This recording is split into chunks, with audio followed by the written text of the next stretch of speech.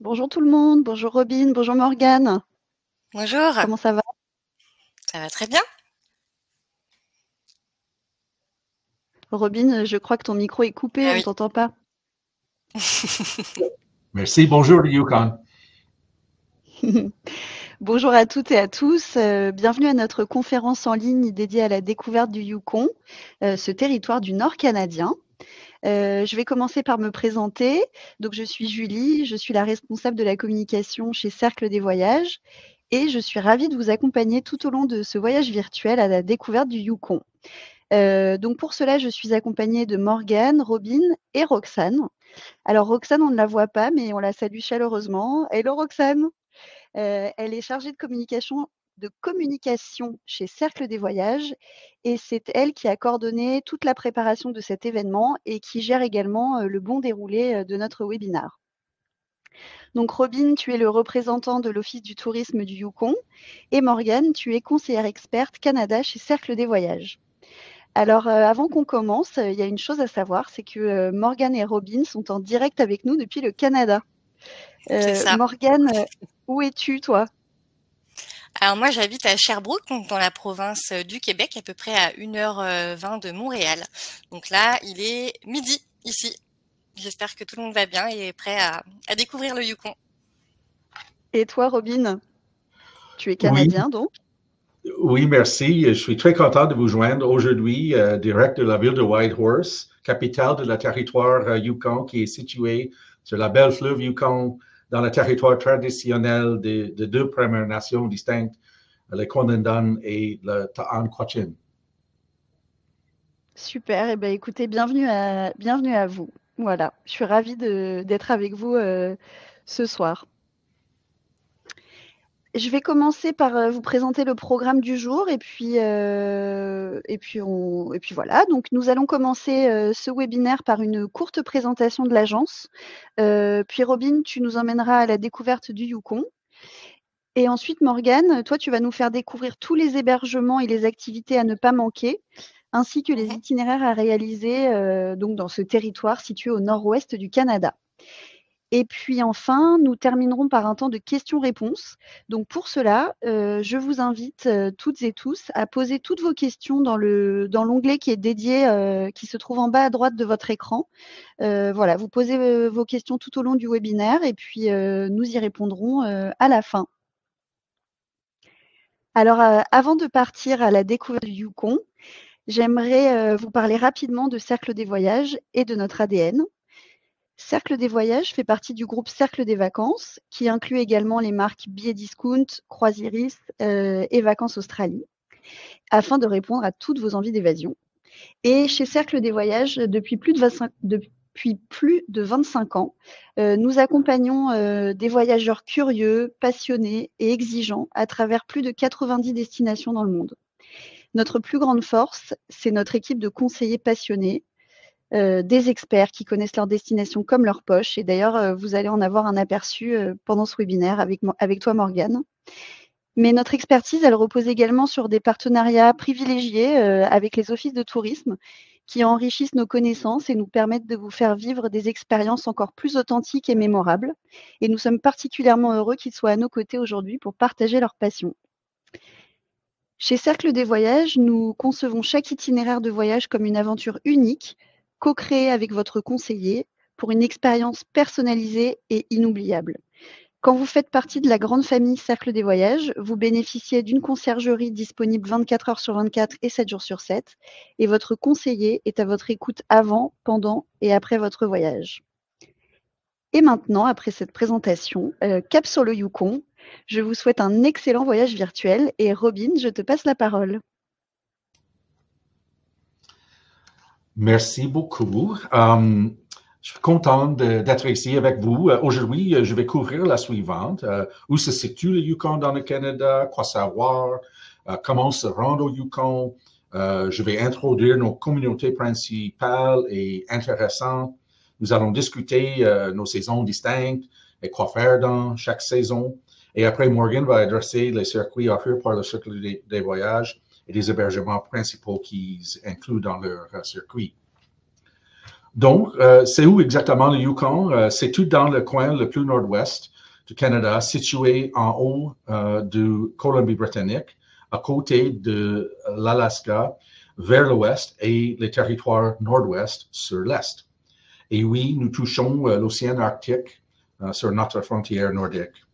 Le Yukon est énorme. En fait, c'est environ la même grandeur que l'Espagne, mais beaucoup moins peuplé. Eux, ils ont 47 millions de personnes, je pense. Nous avons 47 000 personnes qui habitent ici et 35 000 des résidents du Yukon habitent à Whitehorse, notre capitale. En fait, nous avons beaucoup plus de la faune sauvage que les résidents chez nous.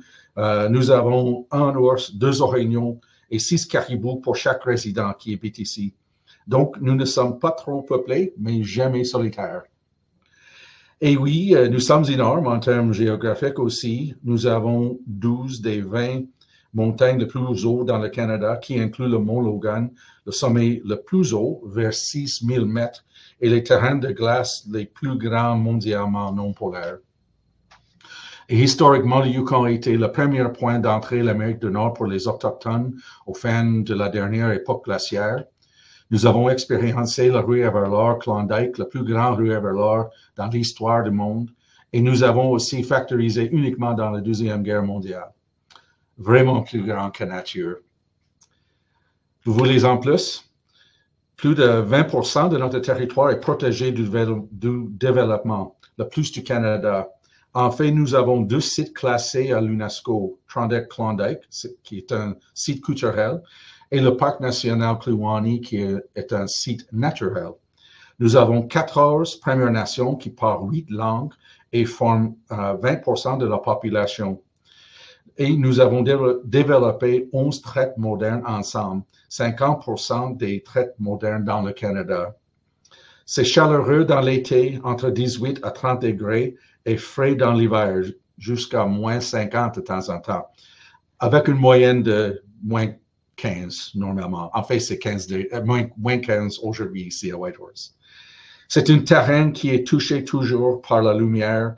Nous avons presque 22 heures de soleil en été, le fameux soleil de minuit, et juste 5 heures de lumière en décembre et janvier, qui est parfait pour l'observation des aurores boréales.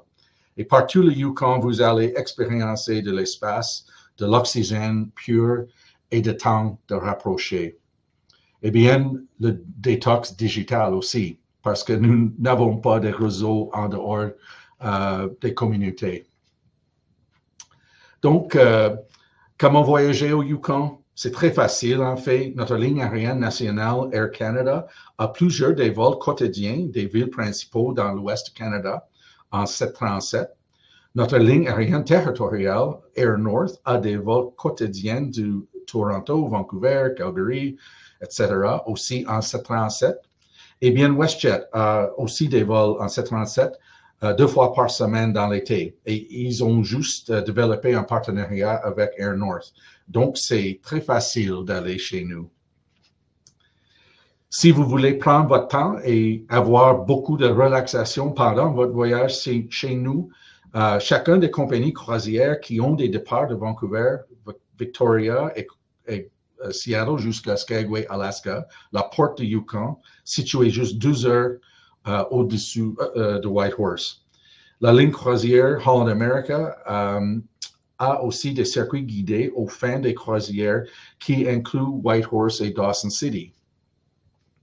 Si vous préférez de faire le voyage en auto de l'ouest du Canada jusqu'au Yukon, vous pouvez bien prendre l'autoroute Alaska, construite pour la Deuxième Guerre mondiale, qui commence vers Edmonton, Alberta, ou bien l'autoroute Stuart-Cassiar, qui commence vers Prince George en Colombie-Britannique.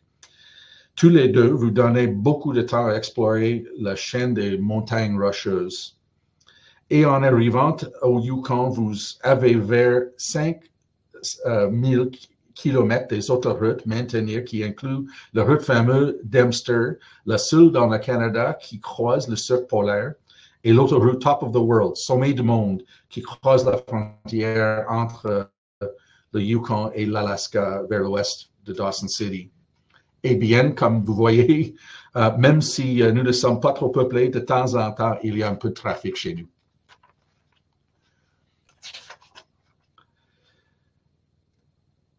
Et comme disait plus tôt dans la présentation moi j'habite à Whitehorse et je vais dire que c'est assez cosmopolitain chez nous dans un sens. La culture et le patrimoine est évident partout dans la ville. Et en fait, nous avons plus des artistes et plus des doctorats par personne que tous les autres capitales dans le Canada. Quand même, c'est si proche de la nature sauvage. Comme vous voyez ici, nous sommes connus en fait comme le Wilderness City. Moi, j'aime découvrir,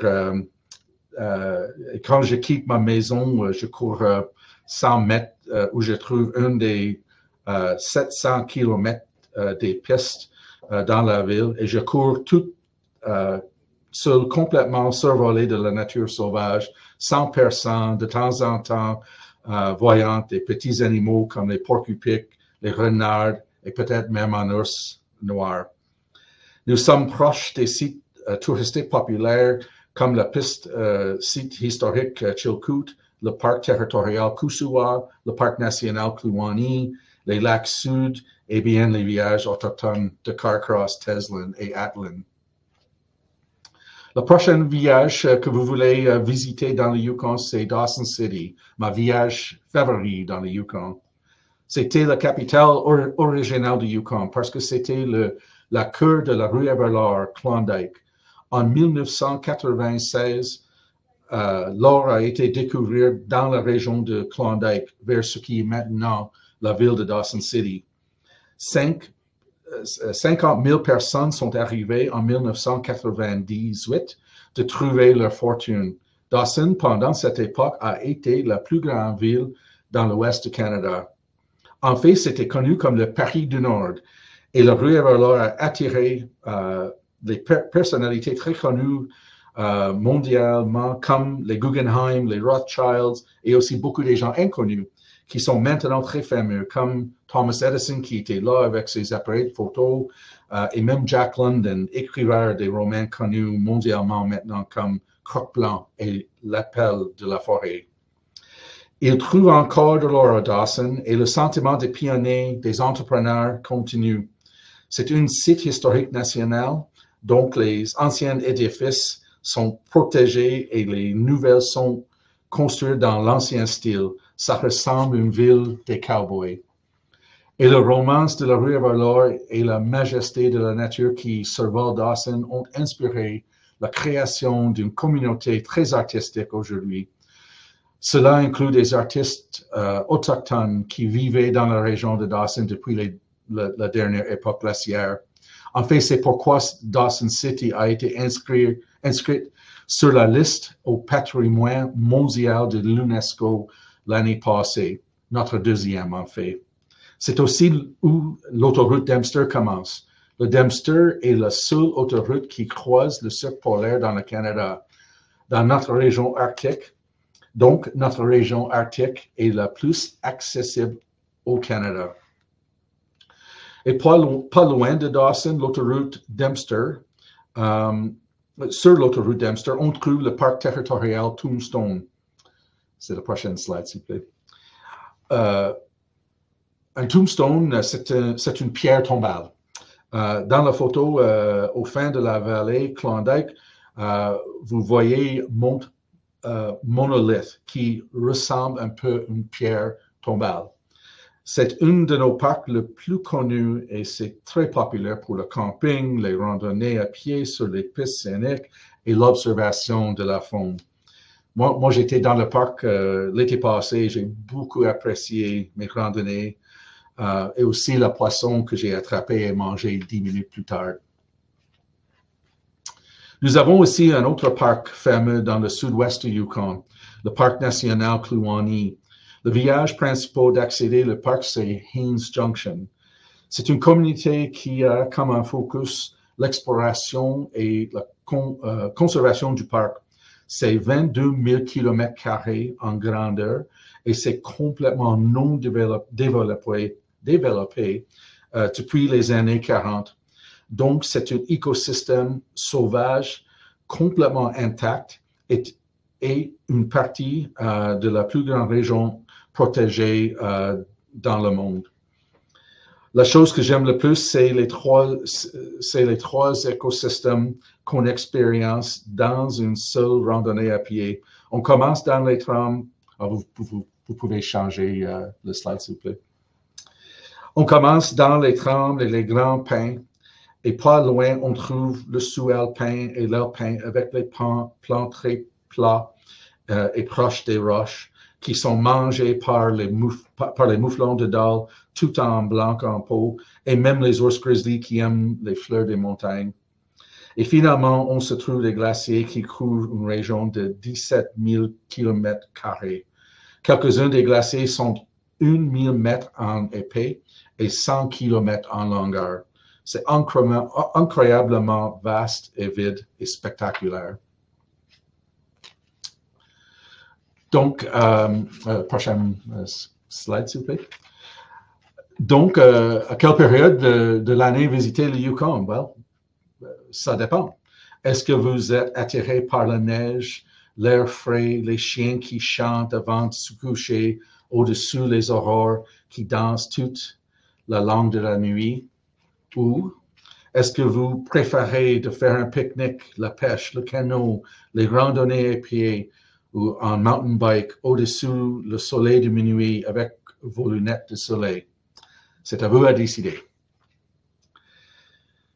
Donc, comment combiner toutes ces villes, villages et régions et saisons? Morgan va vous donner beaucoup d'informations sur les circuits guidés et non guidés offerts par Cercle Voyage en quelques minutes. Mais n'importe quelle saison, le Yukon va certainement vous donner un road trip d'une vie. Ce sont nos autoroutes le plus commun, le Golden Circle, qui commence à Whitehorse. La prochaine slide, s'il vous plaît. Le Golden Circle qui commence à Whitehorse et qui vous emmène à la côtière Pacifique en Alaska, à Haines et Skagway. Le Klondike et Kluane Circuit qui inclut Dawson City, le Top of the World Highway à Tok, Alaska, et qui continue toute la longue du Parc national Kluane avant de retourner à Whitehorse. Et bien à Dawson City, vous pouvez prendre l'autoroute Dempster jusqu'à l'océan Arctique au territoire nord-ouest. Et comme vous avez déjà découvert, c'est bien possible de combiner les routes avec nos voisines, les territoires nord-ouest, l'Alaska et aussi la Colombie-Britannique.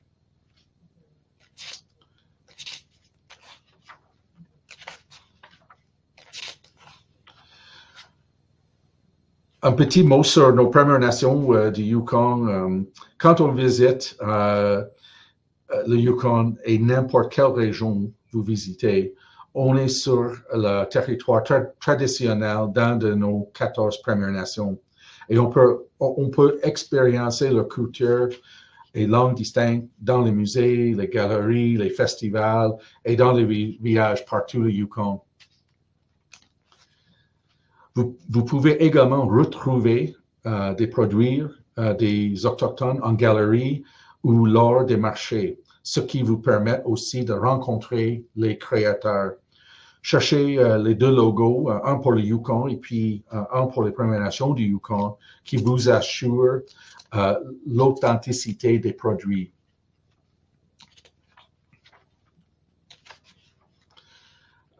Finalement, je suis certain que vous allez bien recevoir une bienvenue très chaleureuse de tous nos citoyens et citoyennes. Nous sommes tous si fiers de notre territoire et surtout notre communauté franco-yukonaise. La communauté francophone du Yukon est vibrante, diversifiée et en pleine croissance partout. Donc, venez nous voir. Merci beaucoup.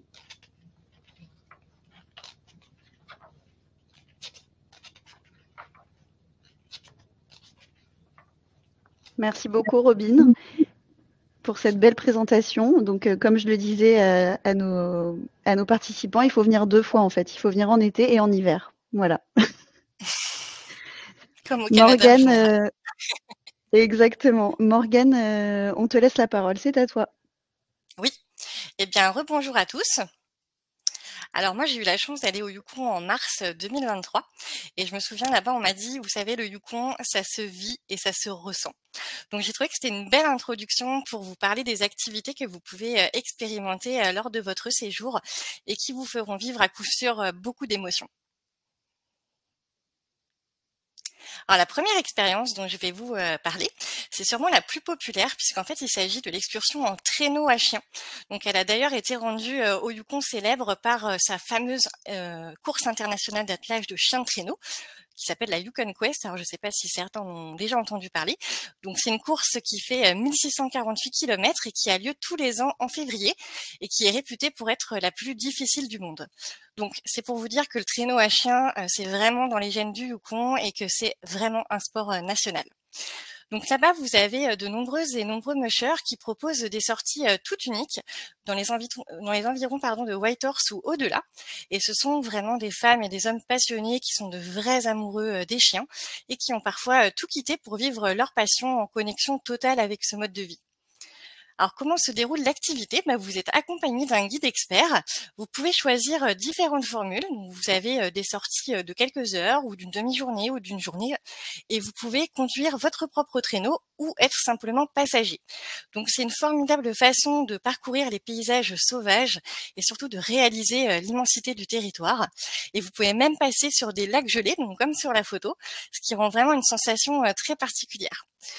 Ce qui est sympa aussi, c'est qu'à la fin de la sortie, vous pouvez passer du temps au chenil avec votre meute pour en apprendre plus sur les chiens. Vous pouvez aussi échanger avec les mushers.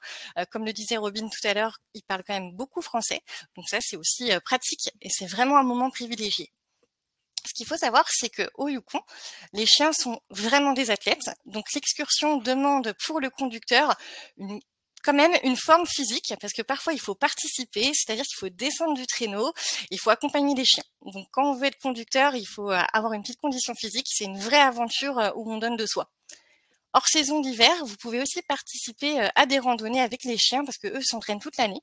Donc vous pouvez par exemple faire une sortie en étant tiré, les chiens vous tirent sur un quad par exemple, ça peut être une idée. Donc ça se fait aussi les autres saisons que l'hiver. Alors la deuxième expérience que je vais vous évoquer, c'est celle bien sûr des chercheurs d'or.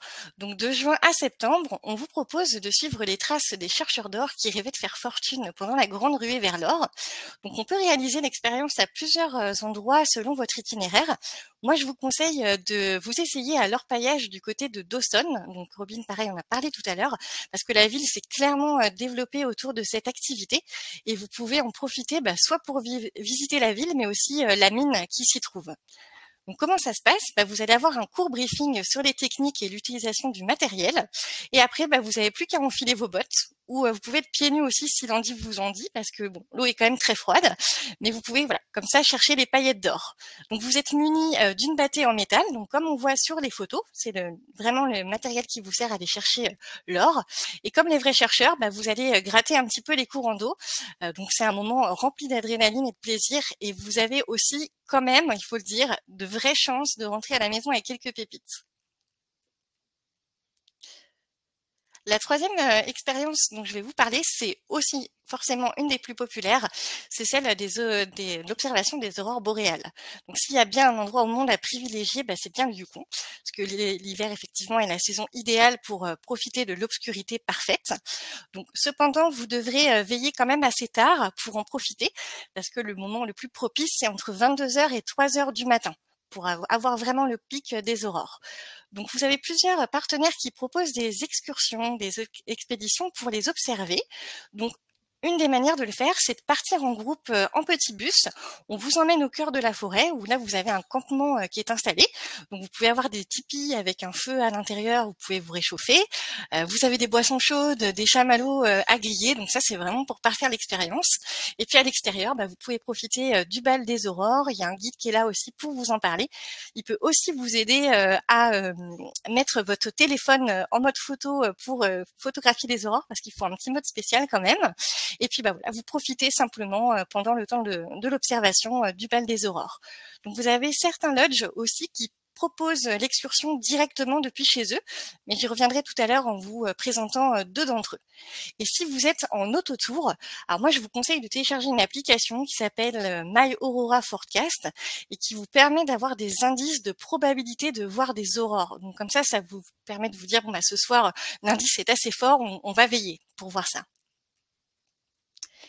Et la dernière expérience dont je vais vous parler, donc c'est pour moi une qui vous donnera le plus de sensations fortes, c'est le survol au-dessus des glaciers, donc notamment au cœur du parc national de Kluani. Donc vous avez différents tours qui sont proposés par notre partenaire expert, dont l'un d'entre eux permet d'admirer le mont Logan, donc qui est l'emblème du Yukon avec ses 5959 mètres. Donc le vol dure en moyenne 60 minutes et on peut y observer des mers de glace, des paysages vraiment à couper le souffle qui sont façonnés par l'eau. Et surtout, moi, ce que je trouve le plus impressionnant, c'est de se rendre compte du calme qui règne, comme si la vie, finalement, s'était figée. Donc ça, c'est très impressionnant. Et tout le long du vol, forcément, le pilote aussi vous donne des explications et des informations sur les paysages qui vous entourent. Donc voilà pour les activités coup de cœur, en tout cas, qu'on vous suggère au Cercle des Voyages. Et maintenant, je vais vous parler des hébergements. Alors, le premier hébergement dont je vais vous parler, c'est le Northern Light Resort and Spa. Donc lui, c'est un lodge qui se situe à une vingtaine de minutes de Whitehorse. Donc le cadre, il est tout simplement spectaculaire parce que vous avez beau être pas très loin de la ville, il est complètement niché entre les montagnes et la forêt dense d'épinettes et de pins noirs, et vous serez là-bas en immersion totale dans la nature. Donc, comme son nom l'indique, c'est un endroit parfait pour observer les aurores boréales, mais tout en profitant d'une expérience de détente et de luxe dans un environnement vraiment unique. Le lodge vous propose 8 chalets qui se veulent être une alliance entre le luxe, la modernité et l'authenticité. Donc vous avez deux types de chalets. Vous avez les premiers chalets qui sont les Aurora. Donc c'est des cabines luxueuses et contemporaines qui sont dotées de fenêtres panoramiques. Elles vont du sol au plafond et puis elles sont orientées vers le nord et l'est forcément pour offrir une vue imprenable sur les aurores et la nature. Donc ça, c'est la photo que vous pouvez voir au milieu. Donc ça, c'est les chalets Aurora.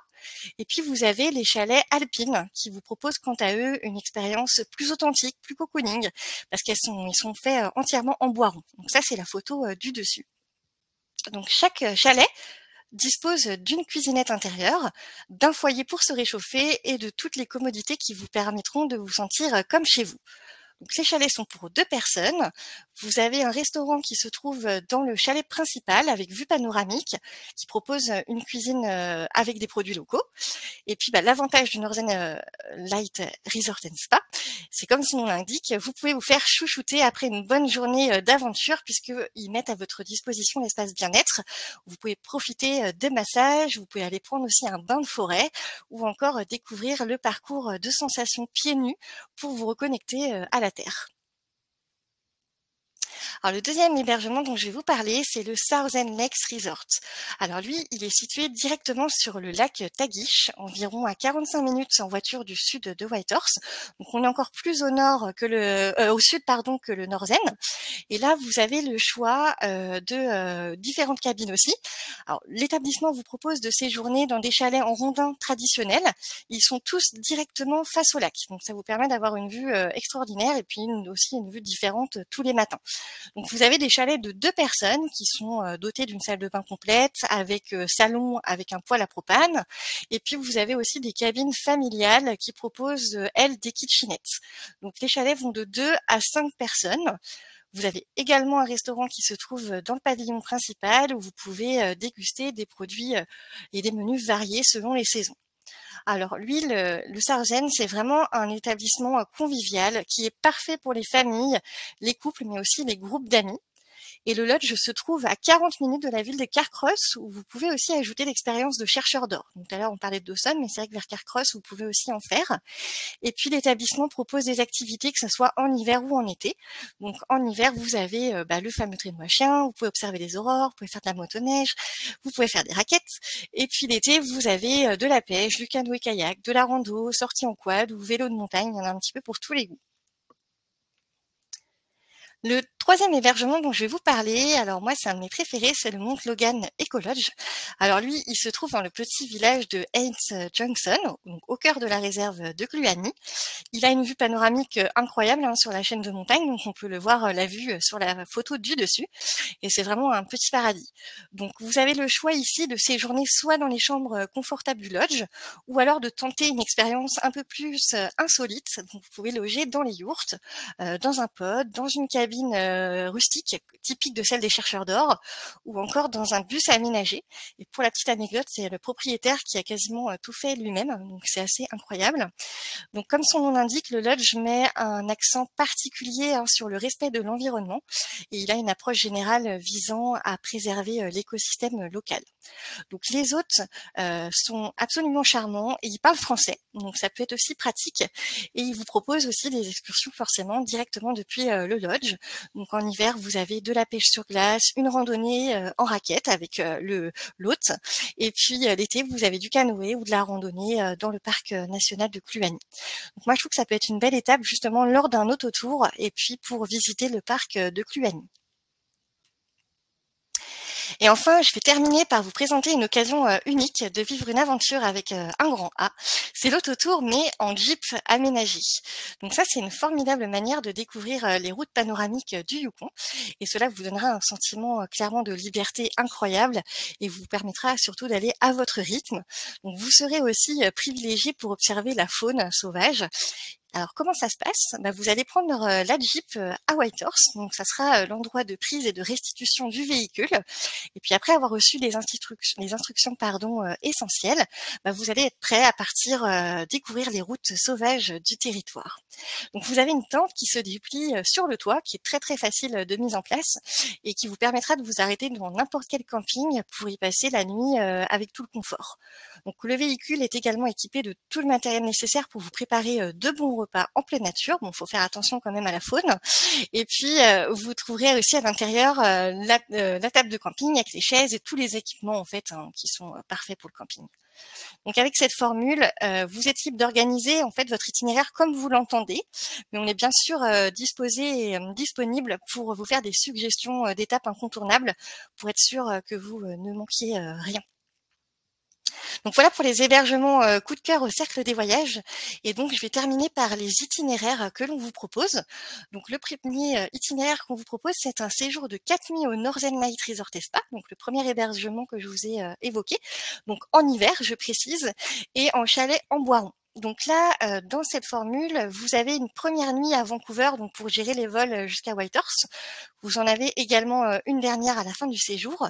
Et puis, alors quand vous arrivez à Whitehorse, vous avez les transferts qui sont pris en charge par l'établissement pour vous emmener au lodge. Vous êtes reçu en pension complète. Et là, donc, est intégrée donc une activité forcément d'aurore boréale, d'observation, une sortie en traîneau à chien ou en motoneige, une visite de Whitehorse, et puis un accès au spa et des raquettes qui sont à votre disposition aussi pendant tout votre séjour. Alors bien sûr, tous les programmes que je vais vous proposer, ils sont tout à fait adaptables. On peut compléter par des excursions ou par même des jours supplémentaires, ou même sortir aussi du cadre de la formule du lodge. Mais et aussi, par exemple, au Northern, on peut partir sur des chalets Aurora, par exemple. Alors attention, juste pour le Northern, il est quand même énormément demandé, donc on vous conseille de vous y prendre au moins 1 an à l'avance pour les réservations. Le deuxième itinéraire dont je vais vous parler, c'est un séjour de 3 nuits au Southern Lakes Resort et en cabine face au lac. Donc de la même manière, vous avez une première nuit à Vancouver et puis la dernière de votre voyage. Puis vous pouvez également en profiter bien sûr pour découvrir la ville de Vancouver. Et une fois que vous êtes arrivé à Whitehorse, vous êtes pris en charge à l'aéroport jusqu'au lodge. Donc vous êtes reçu en demi-pension. Vous avez une sortie guidée d'observation des aurores, une sortie guidée en traîneau à chien, un accès au spa et les raquettes à disposition. Et comme tout à l'heure, on peut tout à fait adapter selon vos souhaits. Et enfin, le dernier itinéraire dont je vais vous parler, alors c'est forcément donc l'autotour en Jeep Liberté pour vivre clairement le road trip de votre vie. Donc nous vous accompagnons pour vous conseiller un circuit pour ne rien louper. Donc par exemple celui qui s'affiche sur l'écran et qui forme une boucle pour explorer les villages, les villes et puis les parcs les plus emblématiques du Yukon. Donc on y retrouve par exemple Whitehorse, Teslin, Watson Lake, Faro, Dawson bien sûr, et puis les parcs de Kluane et de Tombstone. Donc la Jeep, elle est parfaitement adaptée pour ce type d'autotour. Hein. Elle est adaptée aux routes goudronnées autant que de gravel. Et c'est vraiment une nouvelle manière d'aborder l'autotour. Pour moi, c'est clairement l'expérience de la liberté. Hein, et puis elle s'y prête très bien au Yukon. Donc vous pouvez retrouver toutes ces idées d'itinéraires sur notre site et encore d'autres et bien sûr les hébergements. Donc n'hésitez pas à nous contacter pour personnaliser tout ça et donc toute notre équipe d'Experts Canada sera à votre disposition pour co-construire avec vous votre voyage. Donc j'espère que nous aurons éveillé en vous votre âme d'aventurière et aventurier et puis je vous remercie beaucoup pour votre écoute. Merci beaucoup Morgane. C'était super. Merci également encore une fois Robin. C'était passionnant. On va pouvoir passer aux nombreuses questions de nos auditeurs ce soir. Alors, tout d'abord, Claire nous a demandé par quel aéroport on arrive quand on est à Paris. Alors Morgane, toi, est-ce que tu peux nous dire un petit peu comment tu organises les voyages dans le Yukon des voyageurs qui arrivent de France? Généralement, c'est avec une escale à Vancouver. C'est ça qui se fait le mieux. Et puis après, vous avez un vol intérieur qui vous amène à Whitehorse. Voilà, de Paris, c'est vraiment le plus simple. Super. Et donc oui, Robin, tu disais le vol entre Vancouver et Whitehorse, c'est moins de 2h30, c'est ça? Oui, exactement, environ 2 heures. Oui, c'est parfait. Super. Morgane, tu as terminé le dernier itinéraire que tu nous as présenté, c'était un itinéraire en road trip. Et Sylvie nous demande combien de jours sont conseillés pour une découverte du Yukon en road trip. Ok, écoutez, ça dépend vraiment du temps que vous avez. On conseille au minimum 15 jours, mais après, plus vous avez de temps et mieux c'est parce que vous allez pouvoir passer plus de temps à chaque étape. Donc, c'est au minimum 15 jours quand même pour faire au moins le circuit qu'on a vu sur l'écran. Plus, j'imagine qu'on compte aussi les jours entre un jour de voyage à l'aller, un jour au retour. Aussi, donc vraiment 15 jours sur place. 15 jours sur place. Et puis, si vous avez plus, c'est vraiment l'idéal. Génial. D'ailleurs, j'en profite pour poser une question, rebondir là-dessus. Un road trip dans le Yukon, ça se fait exclusivement en été ou ça peut se faire également à d'autres périodes de l'année? Alors ça peut se faire à d'autres périodes de l'année, mais c'est peut-être un peu moins pratique. Mais c'est vrai que l'été, vous profitez des campings. C'est ça que l'idéal. Vous avez beaucoup de campings qui sont ouverts. Ah oui, d'accord. Et d'ailleurs, je me posais la question pour l'activité chercheur d'or, ça se fait uniquement l'été, j'imagine? Ah, Morgane, tu as ton micro qui est coupé. Ah mince, pardon. Ça se fait principalement de juin à septembre, les activités de chercheurs d'or. Ouais. Ouais, j'imagine. Ok, super. Merci beaucoup. Claire nous demande donc si les activités que tu as présentées peuvent être faites fin septembre, début octobre. Alors, la première activité que tu as présentée, donc pour rappel, c'était le traîneau à chiens. Donc, est-ce que à partir de quand est-ce qu'on peut participer à une activité traîneau à chiens? À partir d'octobre, c'est très bien. Et puis après, jusqu'en avril, idéalement, tout à fait. Hein. Donc en mars, il y a encore beaucoup de neige, avril aussi. Donc à partir de septembre, on peut faire des activités. Oui, oui. Ok. Et, du coup, Robin, j'ai une question pour toi. L'hiver démarre quand dans le Yukon? Ça commence environ 1er novembre et puis ça continue jusqu'au fin de mars, début d'avril. Et après ça, un court printemps et puis après ça, l'été encore. Et au printemps, est-ce qu'on a la chance de pouvoir observer les aurores boréales? Oui, jusqu'au fin d'avril. Et après ça, la lumière se revient. Donc, c'est difficile de voir quand le ciel est assez Clair, brillant. oui. Donc, c'est nécessaire d'avoir la nuit. de voir les aurores. Donc, pendant octobre, en fait, fin d'août, le début de septembre jusqu'à fin d'avril. Ok, génial. Et j'imagine que pour le survol des glaciers, ça peut se faire toute l'année? Ou alors est-ce que c'est pas possible en hiver? Dites-moi. Si, c'est possible toute l'année. Ok, génial, super. Donc, ça répond un petit peu finalement à la question de Daniel qui était quelle est la meilleure, alors peut-être pas, vous allez peut-être être plus précis, Robin, tu vas peut-être être encore plus précis. Quelle est la meilleure période pour observer les aurores boréales? Je dirais entre novembre et mars. C'est la meilleure période. Et cette année et l'année prochaine, c'est la période de maximum solaire. Donc, il faut avoir beaucoup d'activités du soleil, de créer les aurores. Et il y a un cycle de 11 ans.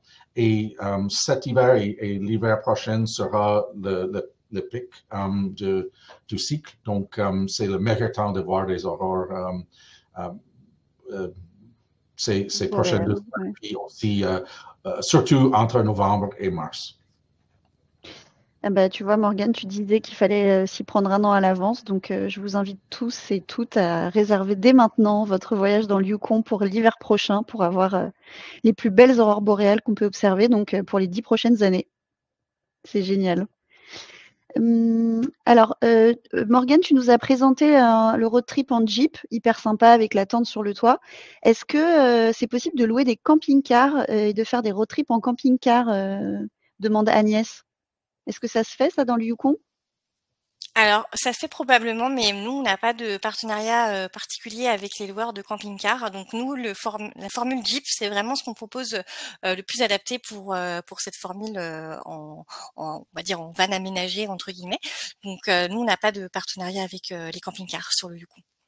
Ok. Et d'ailleurs, je Alors sais après, pas si... bah, je ne sais pas, Robin, est-ce que les routes sont praticables dans le Yukon pour les camping-cars ou est-ce que la Jeep est plus adaptée au final?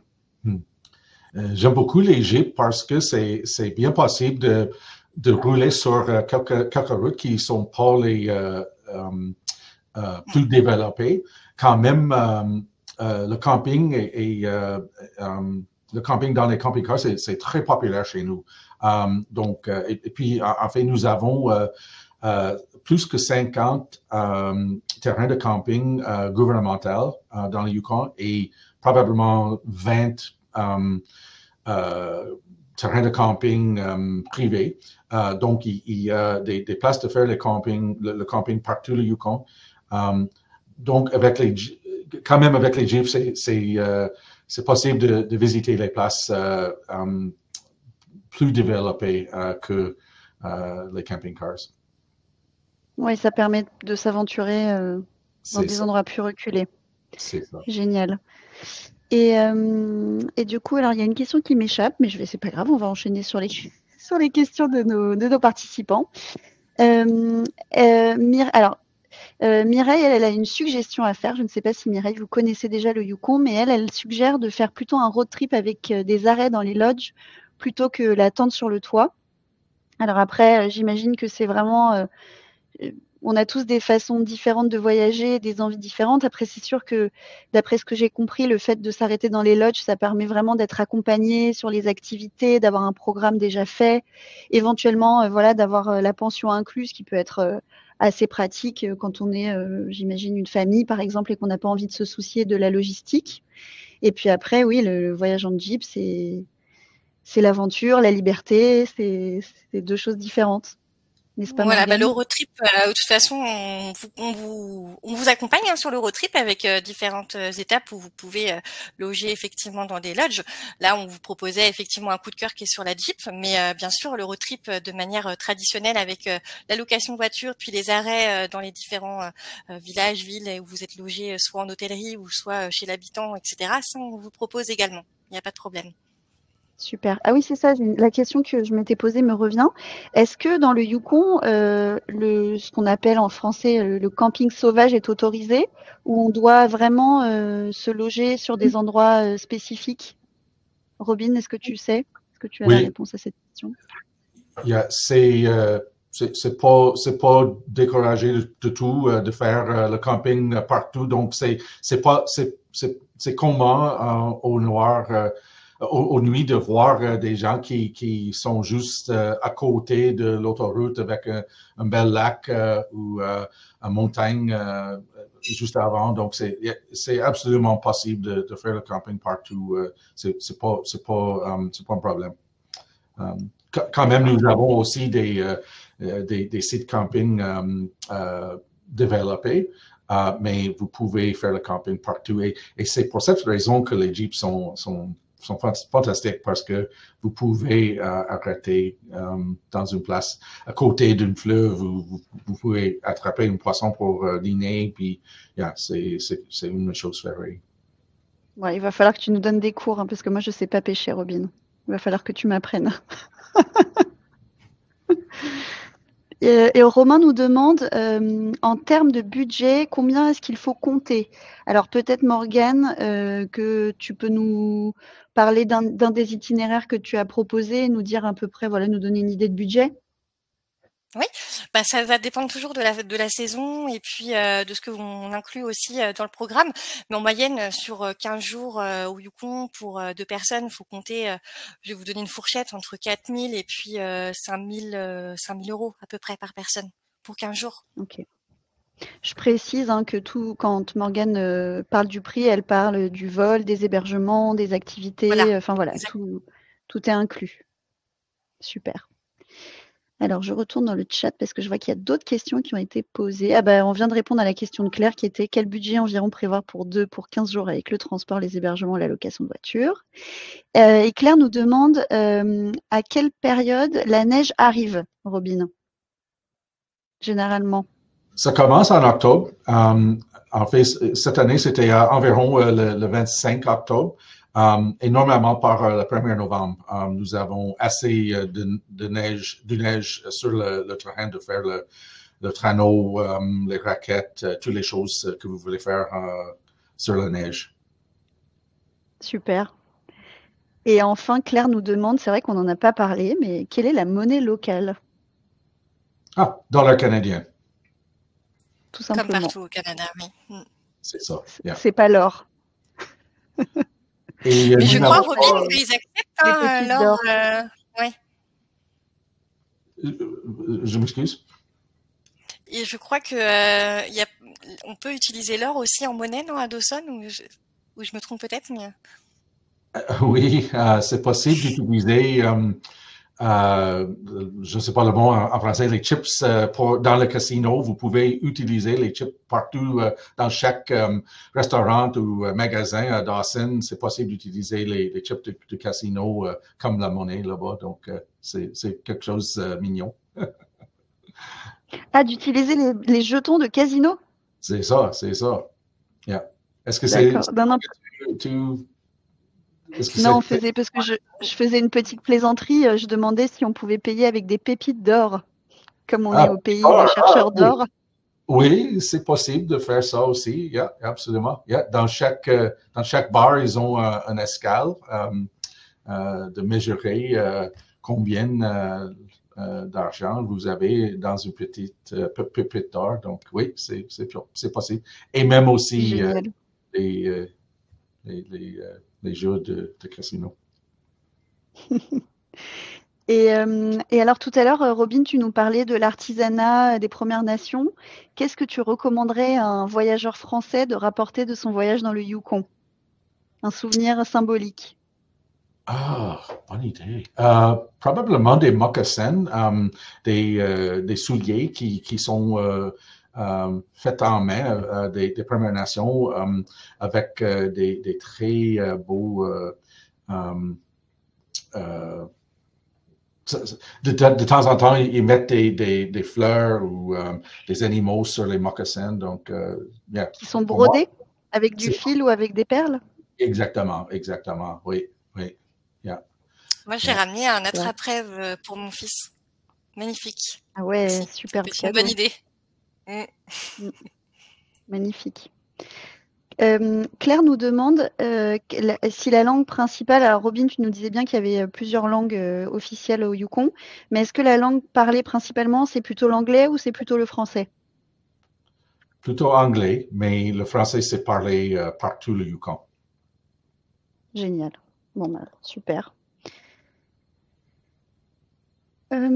Alors oui, Mireille nous pose la question, puisque tu nous as montré une photo très mignonne du trafic sur la route avec les ours.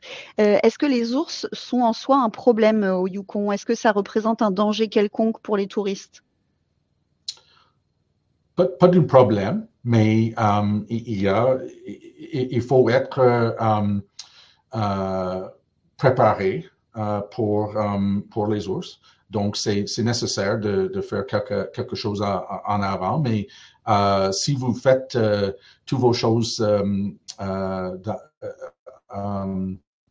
avec des ours en tête, ça va aller. Donc, normalement, pendant les jours, si nous prenons une randonnée, par exemple, sur une piste, nous allons prendre du bear spray avec nous et puis nous allons être certains que la nourriture, c'est toujours protégé et le site camping, c'est propre sans beaucoup des choses de manger pour les ours. Mais quand même, ils sont partout. Quand même, c'est possible de voyager avec eux en suivant des règles.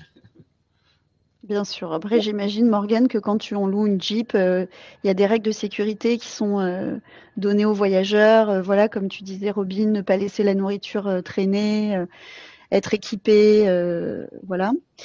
Mais alors après, est-ce que, ouais, ouais. Mais après, enfin, les ours hibernent, si je me trompe pas. Donc peut-être qu'en hiver, on a moins de chances d'en voir. Tu confirmes, Robin?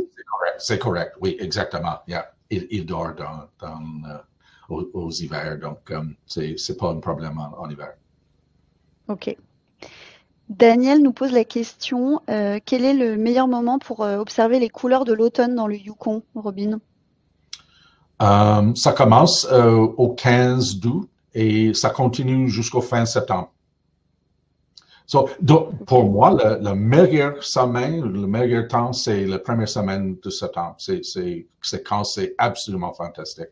Mais dans les 6 semaines, vous allez voir les couleurs incroyables.